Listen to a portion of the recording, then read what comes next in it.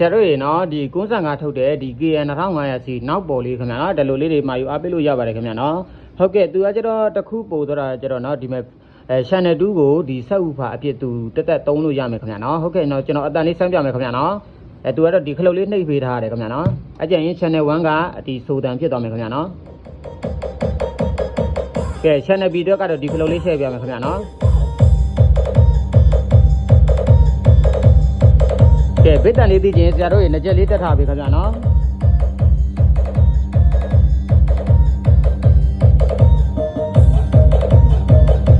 အဲ့လိုကလစ်ပြီးတက်အောင်ပြုတ်လို့ရတယ်ကဲကျွန်တော်ဆရာတို့ရေလိုအပ်သောဆရာများနဲ့ဒီကိုဆန် KN 2500စီလေးတွေလိုအပ်ရင်မှယူအားပေးလို့ရပါသေးတယ်ခင်ဗျာနော်ဟုတ်ကဲ့အားလုံးကျေးဇူးပါခင်ဗျာ